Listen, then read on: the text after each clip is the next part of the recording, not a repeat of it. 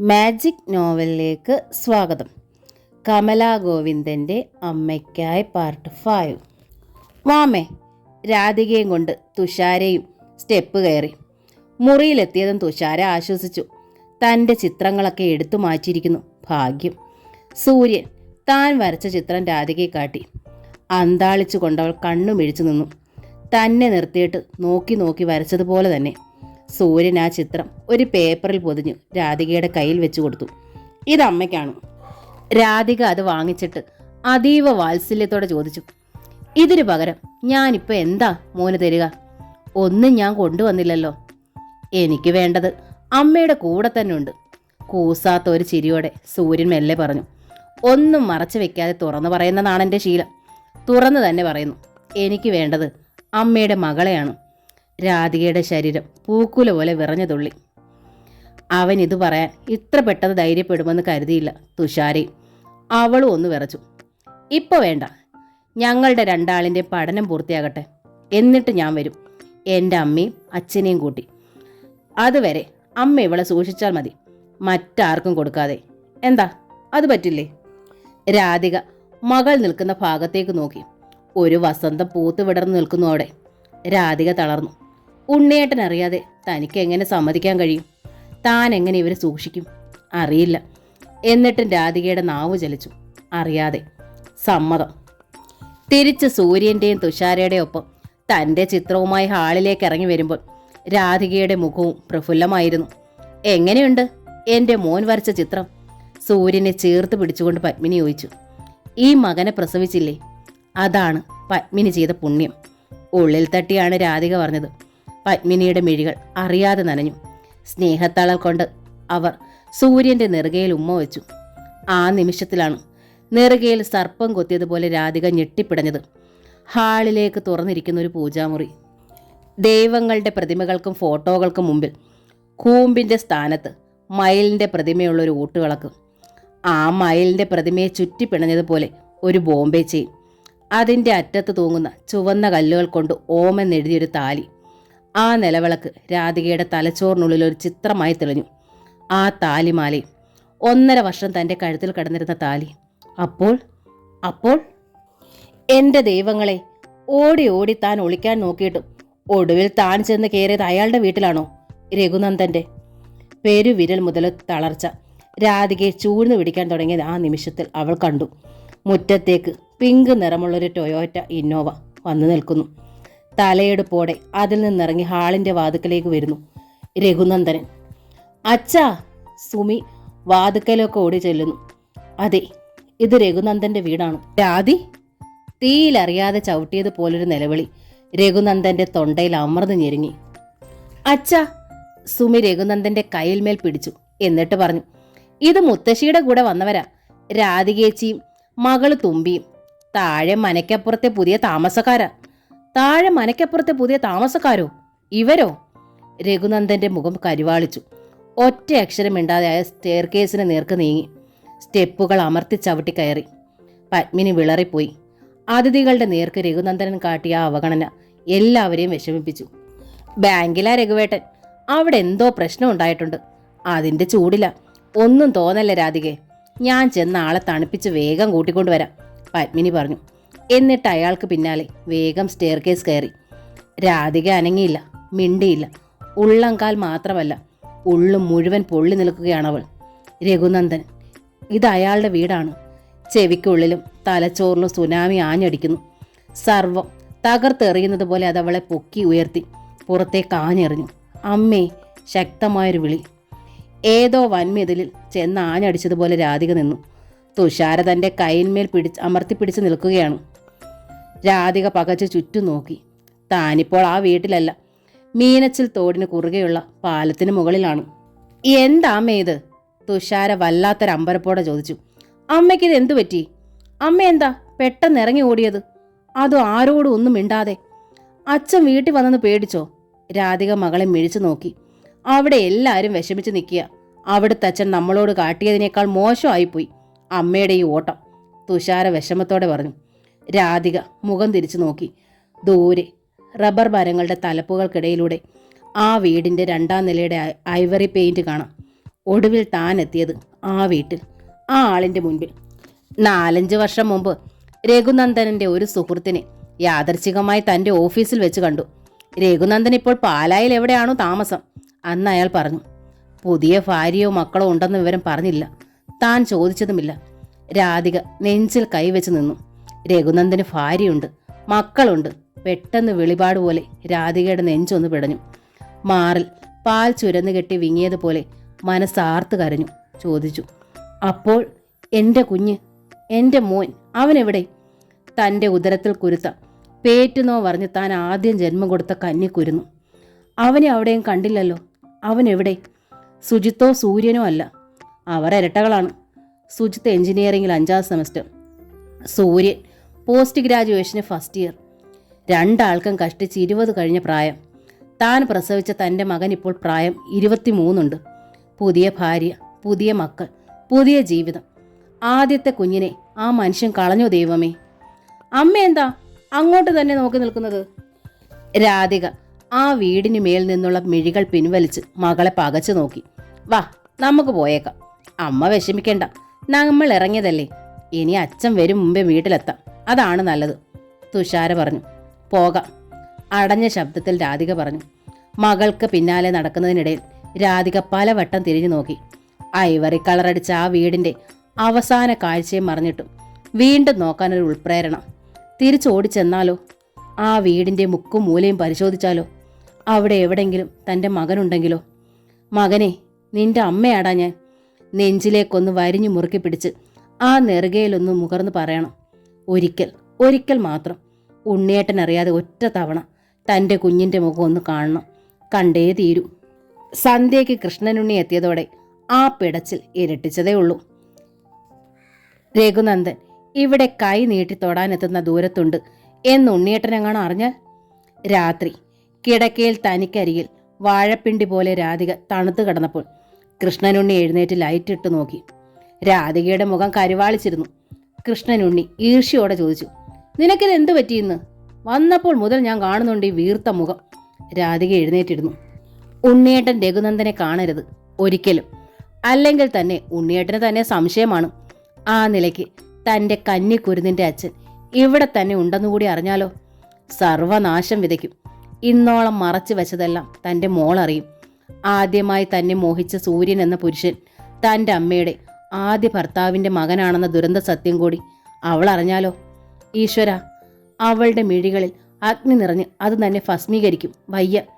രാധിക ശക്തമായി കിതച്ചു. രാധേ, നിന്നോടാ ചോദിച്ചത്, നിനക്കിതെന്തു പറ്റിയെന്ന്? കൃഷ്ണനുണ്ണിയുടെ ശബ്ദം രാവിൻ്റെ നിശബ്ദതയെ ഭേദിച്ചുയർന്നു. നമുക്ക് ഈ സ്ഥലത്തുനിന്ന് പോകാം ഉണ്ണിയേട്ടാ. രാധിക വിക്കി. പോകാനോ? എങ്ങോട്ട്? കൃഷ്ണനുണ്ണിയുടെ നെറ്റി ചുളിഞ്ഞു. ഇവിടം വിറ്റിട്ട് എങ്ങോട്ടെങ്കിലും പോകാം. എനിക്കിവിടെ താമസിക്കാൻ വയ്യ. കാര്യം? കൃഷ്ണനുണ്ണിയുടെ സ്വരം മുറുകി. കയ്യെത്തും ദൂരത്ത് രഘുനന്ദനുണ്ടെന്ന് പറഞ്ഞാലോ? ഭാസ്കരൻ മാഷും തുമ്പിയും സംശയിച്ച് പറഞ്ഞ ഭ്രാന്ത് അതോടെ 100 ഇരട്ടിയാകും. അത് പാടില്ല. രാധിക വിക്കി. ഇവിടെ വല്ലാത്തൊരു ശ്വാസം മുട്ടലാണ് ഉണ്ണിയേട്ടാ. ആളും അനക്കവും ഒന്നും ഇല്ലാത്തൊരു പട്ടിക്കാട്. അപ്പോൾ അതാണ് കാര്യം. കൃഷ്ണനുണ്ണി പരിഹാസത്തോടെ അവളെ നോക്കി. അയാളുടെ കണ്ണുകൾ ചുവന്ന് വട്ടത്തിൽ തുറിച്ചു. ഇത് പട്ടിക്കാടാണ്. ആരെയും കാണാൻ കിട്ടാത്തതാണ് ശ്വാസം മുട്ടൽ, അല്ലേ? അയാൾ ലൈറ്റിട്ടു. അവളുടെ മുഖം ശക്തമായി പിടിച്ചുയർത്തി. എന്നിട്ട് പറഞ്ഞു, നീ ശ്വാസം മുട്ടണ്ട. ആരെയൊക്കെ നിനക്ക് കാണണം? ലിസ്റ്റ് പറഞ്ഞോ? ഈ നാട്ടിൽ കൊള്ളാവുന്ന ആരെങ്കിലും മതിയോ? അതോ തടിമിടുക്കുള്ള ആരെയെങ്കിലും ദൂരേന്ന് വിളിച്ചു വരുത്തി തരണോ? ചാട്ടവാറിന് തുരുതുരെ അടി കിട്ടുന്നത്ര വേദനയോടെ പൊളഞ്ഞുപോയി രാധിക. അവൾ കണ്ണുകൾ ഇറുകെ പൂട്ടി. എന്നിട്ട് കിടക്കയിലേക്ക് വീണ്ടും തല ചായച്ചു.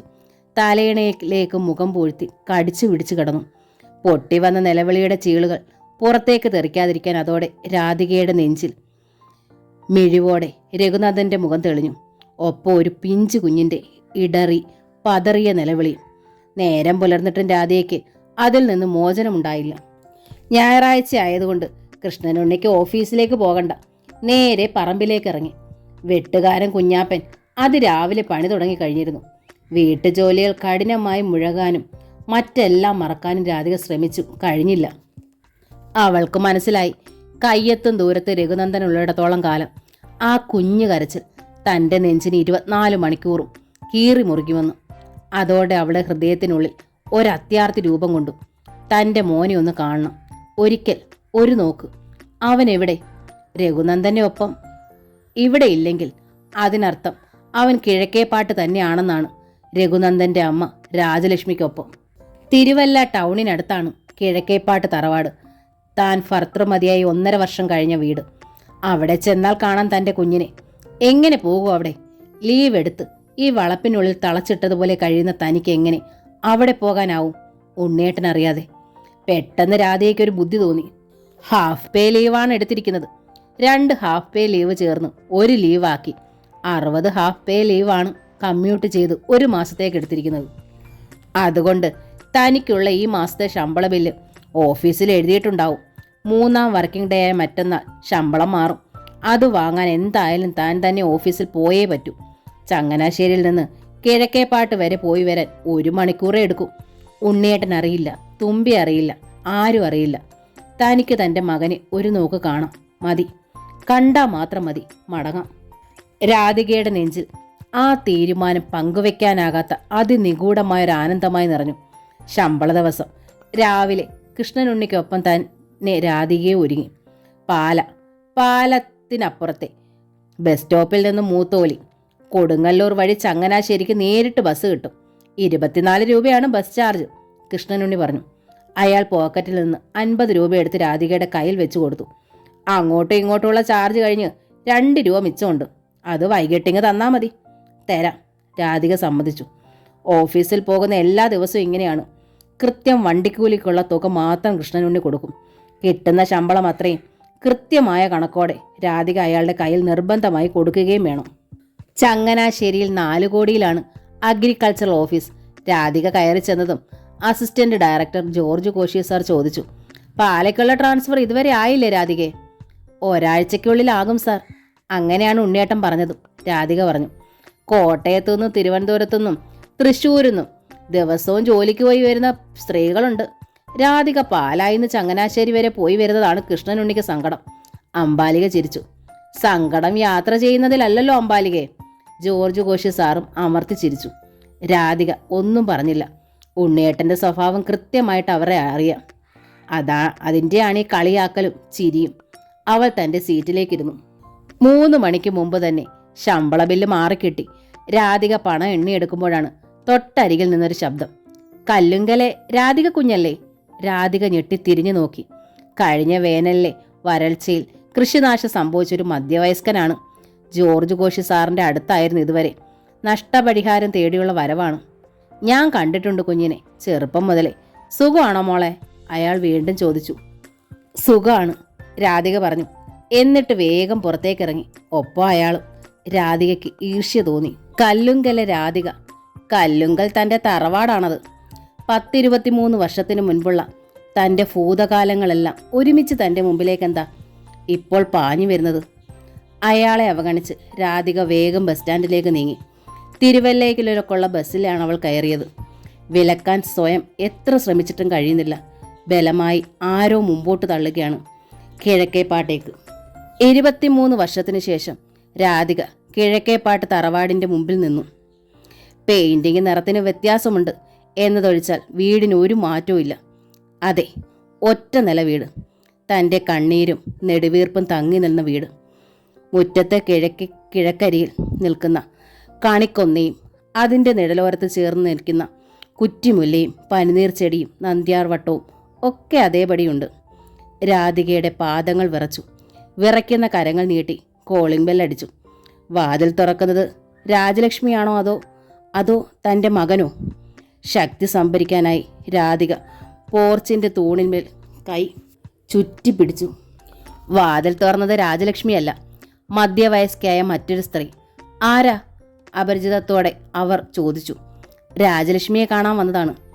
അതിനിത് രാജലക്ഷ്മിയുടെ വീടല്ലല്ലോ. അല്ലേ? രാധിക അമ്പരന്നു. അല്ല, അവരിത് വിറ്റിട്ട് പോയി. വിറ്റിട്ട് പോയോ? രാധിക കിതച്ചു. എങ്ങോട്ട്? അതറിയില്ല. അവർ വിറ്റത് മറ്റൊരു കൂട്ടുകാർക്കാണ്. ഞങ്ങളിത് വാങ്ങിയത് കഴിഞ്ഞ വർഷം അവരോടാണ്, സ്ത്രീ പറഞ്ഞു. രാജലക്ഷ്മി ഇപ്പോൾ ചത്തോ ഉണ്ടോയെന്നൊന്നും ഞങ്ങൾക്കറിയില്ല. രാജലക്ഷ്മി ചത്തോ ഉണ്ടോ എന്നറിയില്ലെന്ന്. ഊതി വീർപ്പിച്ച ബലൂൺ പോലെ നിന്നിരുന്ന ഹൃദയം സൂചിക്കുത്തേറ്റതുപോലെ അടഞ്ഞു തൂങ്ങി. രാധികയുടെ പാദങ്ങൾക്ക് ഭാരം തൂങ്ങി. എങ്കിലും പിന്തിരിഞ്ഞു. അവൾക്ക് തോന്നി ഈ നിമിഷം തൻ്റെ കുഞ്ഞിനെ കാണണമെന്ന്. അവൻ ഇവിടെയില്ല, പാലായിലുമില്ല. പിന്നെ എവിടെ? രാജലക്ഷ്മി മരിച്ചെങ്കിൽ പിന്നെ ആരുടെ കൂടെ? ഈ ലോകത്തിൽ എവിടെങ്കിലും അവനെ ഒന്ന് കാണണം. അവൻ എത്ര വളർന്നു, എത്ര പൊക്കം വെച്ചു, എത്ര വണ്ണം വെച്ചു. ആ മുഖം എങ്ങനെ? തൻ്റെ ചായയാണോ? അവൻ്റെ പേരെന്ത്? രാധിക തുഷാരെ മറന്നു, കൃഷ്ണനുണ്ണിയെ മറന്നു. ഉള്ളിൽ ഒരേ ഒരാൾ മാത്രം, തൻ്റെ കുഞ്ഞ്, ആദ്യത്തെ കുഞ്ഞ്. അവൻ മാത്രം. മനസ്സും കാലുകളും അവളെ എങ്ങോട്ടോ തട്ടി കൊണ്ടുപോവുകയാണ്. ഓഫീസിൽ നിന്ന് ശമ്പളവും വാങ്ങി ഇറങ്ങിയിട്ട് നീ ഇത്ര നേരം എവിടെ ആയിരുന്നു?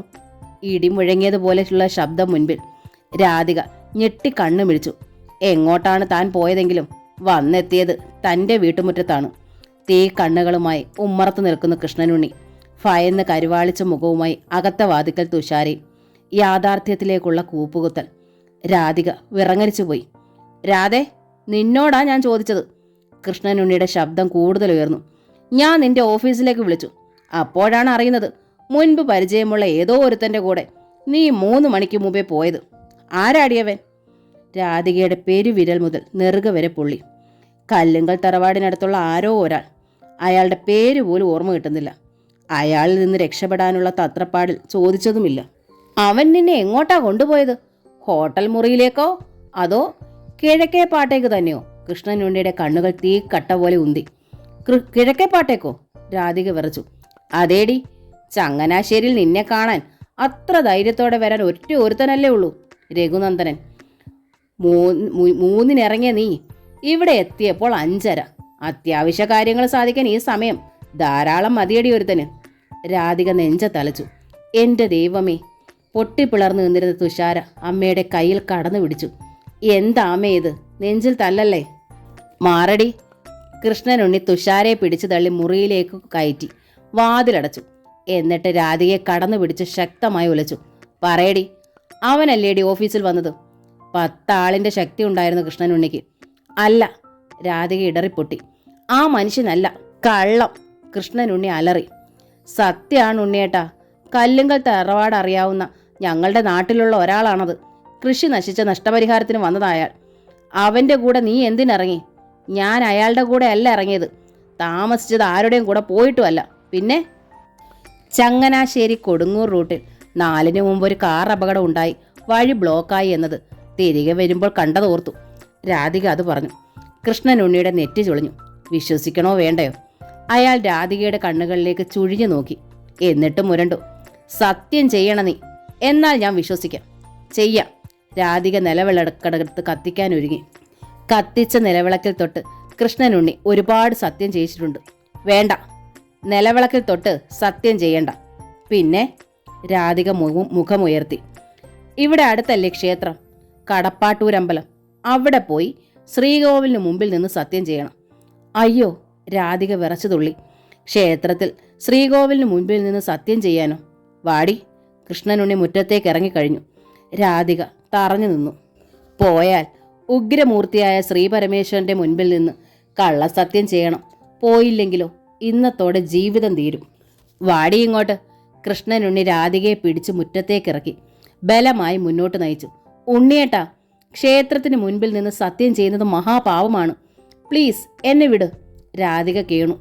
കൃഷ്ണനുണ്ണി അത് കേട്ടതേയില്ല. ദൂരെ കടപ്പാട്ടൂര് ക്ഷേത്രത്തിന്റെ ചെമ്പ് തകിട് മേഞ്ഞ 3 നിലയുള്ള ശ്രീകോവിലും സ്വർണം മേഞ്ഞ മുകളെടുപ്പും രാധിക കണ്ടു. അതവളെ കൂടുതൽ വിറപ്പിച്ചു.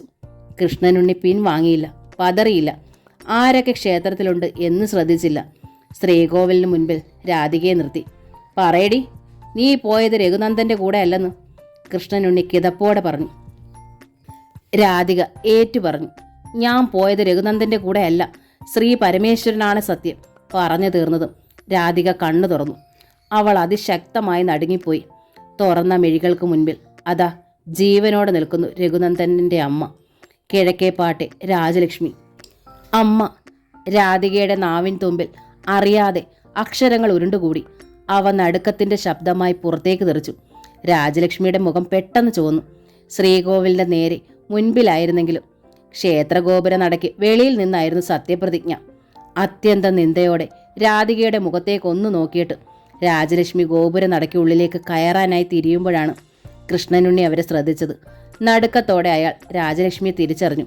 രാധികയുടെ ആദ്യ ഭർത്താവ്, രഘുനന്ദൻ്റെ അമ്മ. നിങ്ങൾ?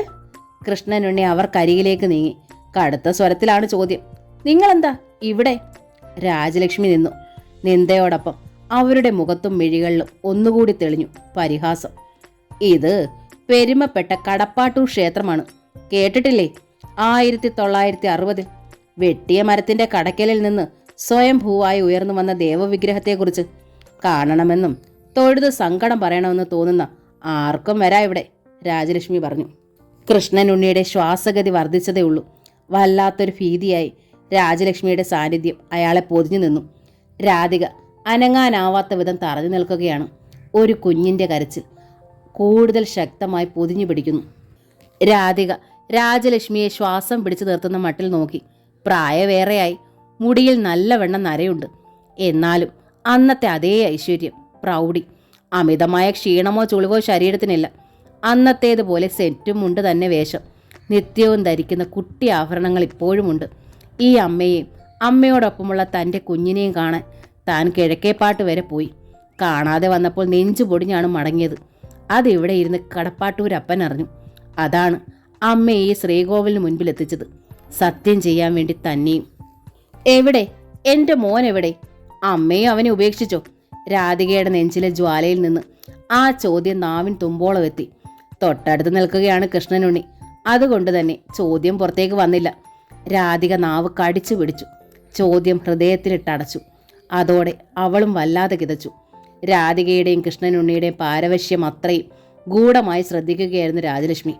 പാൽപ്പായസം കുടിച്ച തൃപ്തിയോടെ അവർ ക്ഷേത്രനടയിലേക്ക് തിരിഞ്ഞതും കൃഷ്ണനുണ്ണി ധൃതിയിൽ ചോദിച്ചു, അല്ല, ഒറ്റയ്ക്കാ വന്നത്? എന്താ? രാജലക്ഷ്മി നിന്നു. തൻ്റെ മകൻ രഘുനന്ദനെയാണിവൻ ഭീതിയോടെ തേടുന്നതെന്ന് രാജലക്ഷ്മിക്ക് മനസ്സിലായി. അല്ല, കിഴക്കേപ്പാട്ടൂന്ന് ഇത്രയും ദൂരം? കൃഷ്ണനുണ്ണി പൂർത്തിയാക്കും മുമ്പ് ഒരു ചെറുപ്പക്കാരൻ രാജലക്ഷ്മിയുടെ അരികിലേക്ക് വന്നു. വഴിപാടൊക്കെ എഴുതിപ്പിച്ചമ്മച്ചി, ദാ രസീത്. പോക്കറ്റിൽ നിന്ന് അവൻ 2-3 രസീതുകൾ രാജലക്ഷ്മിയുടെ കയ്യിലേക്ക് കൊടുത്തു. രാധികയുടെ മിഴികൾ ആർത്തിയോടെ അവനിലേക്ക് പതിഞ്ഞു. 25 താഴെ പ്രായം, സുമുഖൻ, അമ്മച്ചി എന്നാ വിളി. ഇതാ തൻ്റെ മകൻ. രാധികയുടെ ഹൃദയം ആർത്തു വിളിച്ചു. രാധികയുടെ ആ ഭാവവും രാജലക്ഷ്മി ശ്രദ്ധിച്ചു. എന്നിട്ട് കൃഷ്ണനുണ്ണിക്കുള്ള മറുപടി പോലെ പറഞ്ഞു, ഞാൻ ഒറ്റയ്ക്കല്ല, ഇവൻ എൻ്റെ കൂടുണ്ട്. വഴിപാടുകൾ എഴുതിക്കാൻ ദേവസ്വം ഓഫീസിലേക്ക് പോയതാണ്. ശത്രു സംഹാര പൂജ, മൃത്യുഞ്ജയ ഹോമം, നിവേദ്യം ഞാൻ സ്ഥിരം കഴിക്കാറുള്ളത് കൊണ്ട് ചെന്നാ മതി, അവരിങ്ങ് എഴുതി തരും. തേള് കടിച്ചതുപോലെ കൃഷ്ണനുണ്ണി ശക്തമായി നടുങ്ങി. അപ്പോൾ ഇവിടെ സ്ഥിരം വരാറുണ്ടോ? ഉണ്ടല്ലോ. എന്താ? ചോദ്യം ഇഷ്ടപ്പെടാത്ത മട്ടിൽ രാജലക്ഷ്മിയുടെ പുരികം ഒന്ന് ചുളിഞ്ഞു. കൃഷ്ണനുണ്ണി നാവ് കടിച്ചു. ആ മിഴികളിൽ ഭീതിയുടെ കടന്നൽ കൂടിളകി. നീ വണ്ടിക്കുള്ളിൽ ഇരുന്നോടാ, ഞാൻ തൊഴുതിട്ടിപ്പോൾ വരാം. രാജലക്ഷ്മി ചെറുപ്പക്കാരൻ്റെ നേർക്ക് തിരിഞ്ഞു പറഞ്ഞു. ഉവ്വമ്മച്ചി. അവൻ തിരിഞ്ഞു നടന്നു. രാധികയ്ക്കുള്ള മറുപടി പോലെ രാജലക്ഷ്മി പറഞ്ഞു, ബാബു ഡ്രൈവറാണ്, നല്ല സ്നേഹമുള്ള പയ്യൻ. ഡ്രൈവറോ? രാധിക തളർന്നുപോയി. അപ്പോൾ എവിടെ എൻ്റെ മോൻ? രാധികയുടെ ഹൃത്തടം വെമ്പി. അമ്മ എന്താ അവനെ കൊണ്ടുവരാത്തത്? ചോദ്യങ്ങൾ നാവിൽ കിടന്ന് വിറഞ്ഞു തുള്ളി ചോദിക്കാനാവാതെ. വാ പോകാം. അപ്പോഴാണ് ഇരുമ്പ് ചങ്ങല പോലെ കൃഷ്ണനുണ്ണിയുടെ കൈത്തളം രാധികയുടെ തോളിൽ പതിഞ്ഞത്. ചെല്ല്, രാജലക്ഷ്മി പറഞ്ഞു ഗൂഢമായ ചിരിയോടെ. വിളിച്ചത് കേട്ടില്ലേ? ആ വാക്കുകളും ശബ്ദവും പോലും പരിഹസിക്കലാണ്, പക വീട്ടലാണ്. രാധിക ദീനമായി മുഖമുയർത്തുമ്പോഴേക്കും കൃഷ്ണനുണ്ണി അവളെ പിടിച്ചു വലിച്ചു കഴിഞ്ഞിരുന്നു. ചങ്ങലക്കിട്ട് വലിക്കുന്നത്ര പാരവശ്യത്തോടെ രാധിക അയാൾക്കൊപ്പം നീങ്ങി. പിന്നിൽ അതേ നോട്ടത്തോടെ, അതേ വെല്ലുവിളിയോടെ രാജലക്ഷ്മി നിൽക്കുന്നത് അവൾ അറിഞ്ഞു. 23 വർഷങ്ങൾക്ക് ശേഷവും അതേ രൂപം, അതേ ശക്തി, അതേ തൻ്റെ ഇടം. നാശങ്ങൾ, പിശാചുകൾ വീട്ടിലെത്തിയതും കൃഷ്ണനുണ്ണി തുള്ളി ഉറഞ്ഞു. ഒരുത്തനും ഇങ്ങോട്ട് വരില്ലെന്ന് കരുതിയിട്ടാ ഇവിടെ താമസിക്കാന്ന് വെച്ചത്. അപ്പോൾ പാഞ്ഞെത്തിയിരിക്കുന്നു തൊഴാൻ ഒരുത്തി. രാധിക മിണ്ടിയില്ല. പതിവായിട്ടുള്ള വഴിപാടാണത്രേ. കൃഷ്ണനുണ്ണിയുടെ മുഖം കത്തി. ശത്രു സംഹാരം, മൃത്യുഞ്ജയ ഹോമം. ഞാനാണോടി ആ തള്ളയുടെ ശത്രു? എന്നെ സംഹരിക്കാനാവും പതിവായിട്ടുള്ള ഈ വഴിപാട്. എന്തിനാ ഉണ്ണിയേട്ടാ ഇങ്ങനെ എഴുതാപ്പുറം വായിക്കുന്നത്? രാധിക സഹികടോടെ ചോദിച്ചുപോയി. എഴുതാപ്പുറമല്ലടി, എൻ്റെ നാശമാണ് അവരുടെ ലക്ഷ്യമെന്ന് അവരുടെ മുഖത്ത് എഴുതി വെച്ചിട്ടുണ്ടായിരുന്നു. ഞാനെന്താ പൊട്ടനാ? അയാൾ തെല്ലുറക്കെ ചിരിച്ചു. ഭ്രാന്തമായൊരാളിക്കത്തൽ ആ മുഖത്തുണ്ടായി. പക്ഷേ ആ തള്ള എത്ര നിവേദ്യം വെച്ച് ഭഗവാന് മുന്നിൽ മൃത്യുഞ്ജയ ഹോമം നടത്തിയാലും രക്ഷയില്ലടി. അവരുടെ പുന്നാര മകൻ രഘുനന്ദനെ കൊല്ലും ഞാൻ. ഈ പ്രദേശത്ത് അവനെ എപ്പോൾ എവിടെ കണ്ടാലും കൊന്നുകളയും ഞാൻ, ഉറപ്പ്. രാധിക നെഞ്ചിൽ കൈവച്ച് മിഴിച്ചു നിന്നു. രഘുനന്ദനെ ഇവിടെ വെച്ച് കണ്ടാൽ കൊന്നുകളയുമെന്ന്. 1 കിലോമീറ്റർ അപ്പുറത്ത് ആ മനുഷ്യനുണ്ട്. അവർ പരസ്പരം കാണും, തീർച്ച. രാധിക വല്ലാതെ ഉഷ്ണിച്ചു. പരവേശത്തോടെ അവൾ അടുക്കളയിലേക്ക് കയറി. തുഷാര അടുക്കളയിലുണ്ടായിരുന്നു. വൈകുന്നേരത്തേക്ക് ഉണ്ടാക്കി വെച്ചിരുന്ന ചായ ചൂടാക്കി കപ്പുകളിലേക്ക് പകരുകയായിരുന്നു അവൾ. 1 കപ്പ് ചായ രാധികയ്ക്ക് അവൾ നൽകി. പരവേശത്തോടെ രാധിക ആ ചായ ചുണ്ടോട് ചേർത്തു. എന്താമേ, അച്ഛൻ രഘുനന്ദനെ കൊല്ലുമെന്നൊക്കെ പറഞ്ഞത്? മുമ്പേയും പണ്ട് പറഞ്ഞല്ലോ ഈ പേര്. തുഷാര മെല്ലെ ചോദിച്ചു.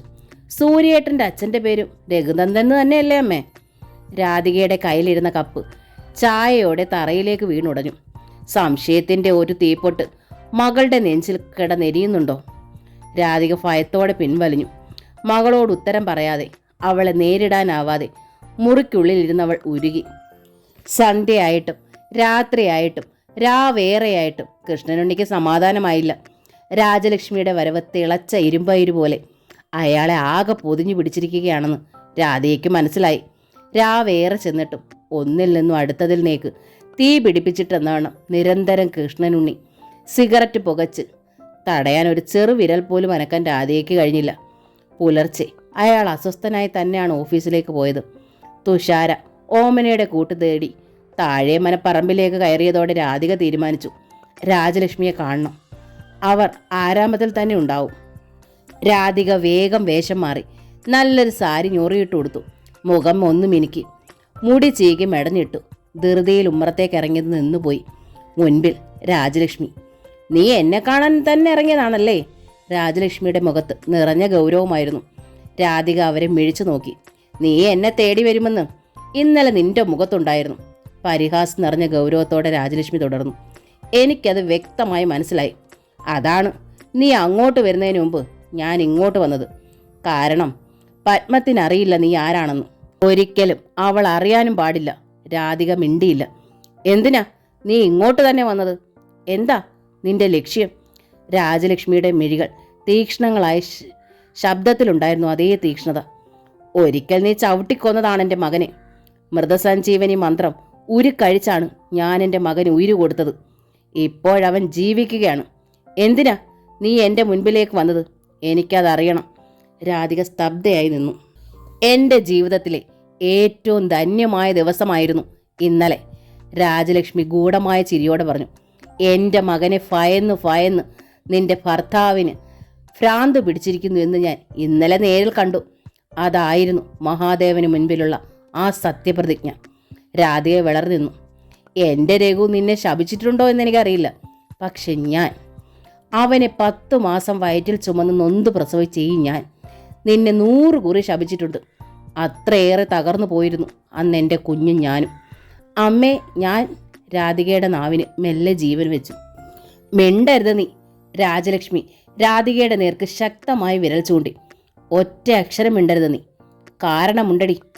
അന്നത്തെ അത്രയും തകർച്ചയോടെ മെനിയാന്ന് എൻ്റെ മകൻ എന്നെ വിളിച്ചു പറഞ്ഞു നീ അവനെ തേടി അവൻ്റെ വീട്ടിലെത്തിയെന്ന്. ഞാൻ തേടിച്ചെന്നതല്ല, രാധിക പറഞ്ഞു. എൻ്റെ മകൻ്റെ 2ാം ജന്മമാണിത്. അത് തകർക്കാൻ ഞാൻ സമ്മതിക്കില്ല. ഒന്നും തകർക്കാൻ ചെന്നതല്ല ഞാൻ. അമ്മയുടെ മകൻ്റെ വീടാണെന്ന് അറിഞ്ഞിട്ടുമല്ല. അറിഞ്ഞപ്പോഴേ ഞാൻ ഇറങ്ങി ഓടി. രാധിക കിതപ്പോടെ പറഞ്ഞു. നീ ഓടേണ്ടത് ഈ നാട്ടിൽ നിന്നാണ്. ഈ സ്ഥലം ഞങ്ങൾ വാങ്ങിയതാണ്, രാധിക പറഞ്ഞു. അങ്ങനെ അങ്ങ് ഓടാനാവില്ല. വാങ്ങിയ സ്ഥലം വിൽക്കണം. വിൽപ്പനയും സ്ഥലം മാറ്റവും നിങ്ങൾക്കൊരു പുത്തരിയല്ലല്ലോ. രാജലക്ഷ്മിയുടെ സ്വരം തീക്ഷ്ണമായി. ഇത് 5ാമത്തെ സ്ഥലം മാറ്റമല്ലേ? രാധികയ്ക്ക് മനസ്സിലായി തന്നെക്കുറിച്ച് ഈ അമ്മ എല്ലാം അറിയുന്നുണ്ടെന്ന്. ഞാൻ ഉണ്ണിയേട്ടനോട് പറഞ്ഞു നോക്കിയതാണ്. രാധിക ശബ്ദം താഴ്ത്തി. പക്ഷേ സമ്മതിച്ചില്ല. അവൻ സമ്മതിക്കില്ല. സാരമില്ല, നീ അവനെ വലിച്ചെറിഞ്ഞു പോകണം. രാജലക്ഷ്മിയുടെ സ്വരം കനത്തു. രാധിക അവരെ തുറച്ചു നോക്കി. വലിച്ചെറിഞ്ഞു പോകാനോ? ഉണ്ണിയേട്ടൻ എൻ്റെ ഭർത്താവാണ്.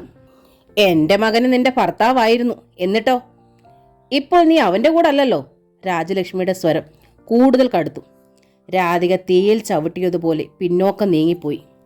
നീ ഇവിടെ നിന്ന് പോയില്ലെങ്കിൽ നീ ആരാണെന്ന് ഞാൻ ഈ കടപ്പാട്ടൂരും പാലായിലും ചെണ്ട കൊട്ടി പിടിച്ച് നാറ്റിക്കും. വേണോ നിനക്ക്?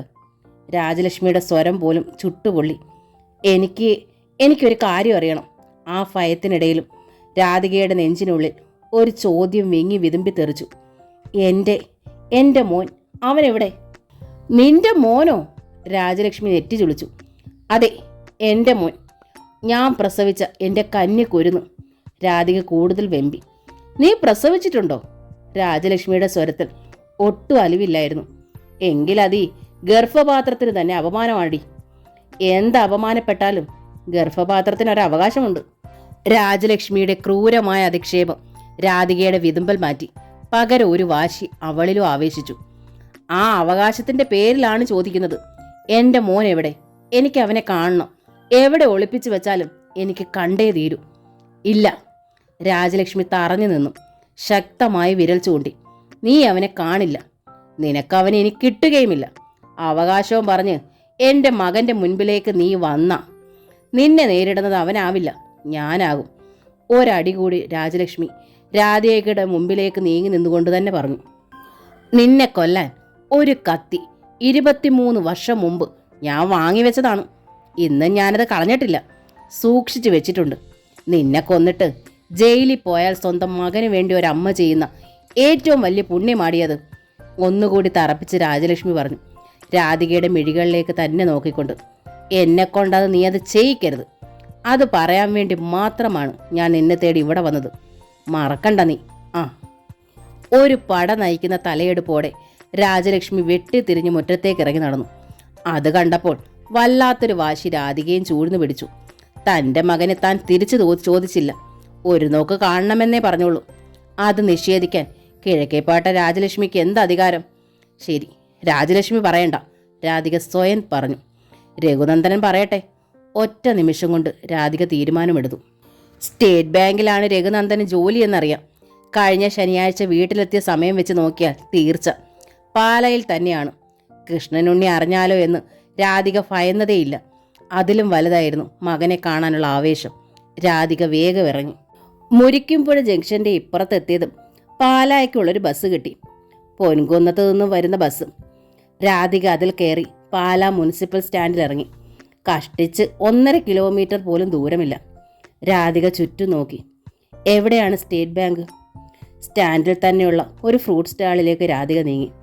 കടയ്ക്കുള്ളിൽ നിന്ന് 1 കിലോ ആപ്പിൾ തൂക്കി പൊതിഞ്ഞു കെട്ടി മുൻപിൽ നിൽക്കുന്ന ഒരാളിന് വെച്ചു കൊടുക്കുന്ന ചെറുപ്പക്കാരനോട് രാധിക അന്വേഷിച്ചു. സ്റ്റേറ്റ് ബാങ്ക് എവിടെയാണ്? അയാൾ സ്റ്റാൻഡിന് വെളിയിലേക്ക് വിരൽ ചൂണ്ടി. ദാ റോഡിലിറങ്ങി വലത്തോട്ട് പോകണം. 1/2 ഫർലോങ് ദൂരമേ ഉള്ളൂ. അപ്പുറത്തെ സൈഡിലാണ് മുഴയിൽ ജ്വല്ലറിയുടെ അടുത്ത കെട്ടിടം. രാധിക വേഗം റോഡിലേക്ക് ഇറങ്ങി. അയാൾ പറഞ്ഞത് കൃത്യമായിരുന്നു. മുഴയിൽ ജ്വല്ലറിയുടെ ഭംഗിയാർന്ന കെട്ടിടം കണ്ടു. അതിനപ്പുറത്ത് SBTയുടെ കെട്ടിടവും. 2 നിലയാണ് കെട്ടിടം. താഴെ സർക്കാർ ഉദ്യോഗസ്ഥരുടെ സെക്ഷനാണ്, ATMഉം. മുകളിലേക്ക് അവൾ കയറി ചെന്നപ്പോഴേ കണ്ടു സ്റ്റെയർ കേസിനപ്പുറത്ത് കസ്റ്റമേഴ്സിന് വേണ്ടിയുള്ള നോട്ട് കൗണ്ടിങ് മെഷീൻ്റെ ക്യാമ്പ്. അരികിൽ തന്നെ സെക്യൂരിറ്റി സർ. രാധിക അങ്ങോട്ട് ചെന്നു. രഘുനന്ദനൻ സാർ? രാധിക വിക്കി. സാർ ക്യാബിനിലുണ്ട്. സെക്യൂരിറ്റി ക്യാമ്പിൻ്റെ ഭാഗത്തോട്ട് ഒന്ന് നോക്കിയിട്ട് പറഞ്ഞു. രാധികയും തിരിഞ്ഞു നോക്കി. അല്പം ദൂരെ ചില്ല് പാർട്ടീഷൻ വെച്ച വലിയ ക്യാമ്പിൻ. അതിനുള്ളിൽ അവൾ കണ്ടു ആരോടോ സംസാരിക്കുന്ന രഘുനന്ദനനെ. മാനേജർ പോസ്റ്റിലായിരുന്നു ആൾ. രഘുനന്ദനനെ കണ്ടതും രാധികയുടെ സംഭരിച്ച സർവശക്തിയും വാശിയും ഒക്കെ ചോർന്നു. കയ്യും കാലും കഴുത്തുമൊക്കെ കുഴയുന്നത് പോലെ തോന്നി. സാറിനെ കാണാനാണോ? സെക്യൂരിറ്റി വീണ്ടും ചോദിച്ചു. ആ അതെ. രാധികയുടെ ശബ്ദം പോലും വിറച്ചു. ദാ അവിടെ കസേരയുണ്ട്, ഇരിക്ക്. സാറിൻ്റെ ക്യാബിനിൽ നിന്ന് ഇറങ്ങുന്ന ആൾ പോകുമ്പോൾ കയറാം, സെക്യൂരിറ്റി പറഞ്ഞു. സെല്ലിനപ്പുറത്ത് നിരത്തിയിട്ടിരുന്ന കസേരകൾ മിക്കതും ആളുകളുണ്ട്. കസ്റ്റമേഴ്സ് ആവും. രാധിക ഒഴിഞ്ഞൊരു കസേരയിലേക്ക് തളർന്നു വീണു. ക്യാബിനിൽ നിന്ന് ആളിറങ്ങി. ചെന്നോളൂ. തൊട്ടടുത്ത് സെക്യൂരിറ്റിയുടെ ശബ്ദം കേട്ടപ്പോൾ രാധിക ഞെട്ടി കണ്ണു മിഴിച്ചു. പിന്നെ എഴുന്നേറ്റ് നടന്നു. ക്യാബിൻ്റെ വാതിൽ തുറക്കുന്ന ശബ്ദം കേട്ടാണ് രഘുനന്ദൻ മുഖമുയർത്തിയത്. AC-യിലായിട്ടും അയാൾ വെട്ടി വിയർത്ത് തറഞ്ഞിരുന്നു പോയി. നീ? അറിയാതെ അപശബ്ദം പോലെ പുറത്തേക്ക് ആ ചോദ്യം തെറിച്ചു. ക്ഷമിക്കണം. രാധിക പതറി നിന്നിട്ട് കൈകൂപ്പി. ഉപദ്രവിക്കാൻ വന്നതല്ല, ഇനി വരികയുമില്ല. ഒറ്റ കാര്യം അറിയണം, അതിനാണ് വന്നത്. അതിനു മുമ്പ് എന്നെ ഇറക്കി വിടല്ലേ? ചോദ്യം പോലെ രഘുനാഥൻ്റെ മുഖം ചുളിഞ്ഞു. എൻ്റെ മോനെവിടെ? എനിക്കൊന്ന് കാണണം. നിന്റെ മോനോ? രഘുനന്ദൻ്റെ ശബ്ദം പെട്ടെന്ന് കനത്തു. അതെ, എനിക്ക് അവനെ കാണണം. നിങ്ങൾ എവിടെയാണ് അവനെ ഒളിപ്പിച്ചിരിക്കുന്നത്? രാധിക ഗതച്ചു. ഒളിപ്പിക്കാനോ? അതെ, നിങ്ങളുടെ വീട്ടിൽ അവനെ ഞാൻ കണ്ടില്ല. എൻ്റെ വീട്ടിൽ ഏതെങ്കിലും ഒരു മുറിയിൽ. നീ നിന്റെ മകനെ കണ്ടില്ലെങ്കിൽ അത് നിനക്ക് ദൈവം തന്ന ശിക്ഷയാണ്. രഘുനന്ദൻ്റെ സ്വരം ഉറച്ചു. രാധികയുടെ നെറ്റി ചുളിഞ്ഞു. അവിടെ ഞാൻ എൻ്റെ മകനെ കണ്ടില്ല. പകരം നിങ്ങളുടെ 2 ആൺമക്കളെ കണ്ടു. ഇരട്ടകൾ, സുജിത്തും സൂര്യനും. എനിക്കാകെ 2 ആൺമക്കളെ ജനിച്ചിട്ടുള്ളൂ. അവർ ഇരട്ടകളല്ല. അപ്പോൾ സുജിത്തും സൂര്യനും അവർ ഇരട്ടകളല്ലേ? അല്ല, അവരാണെൻ്റെ 2 ആൺമക്കൾ. ഒരാളെ നീ പ്രസവിച്ചു, ഒരാളെ പത്മിയും. എൻ്റെ ഈശ്വര! രാധിക ഇരുന്നിരിപ്പിൽ വിയർപ്പിൽ കുളിച്ചു. അമ്മയ്ക്കായി എന്ന നോവലിൻ്റെ ഈ ഭാഗം ഇവിടെ പൂർണ്ണമാവുകയാണ്.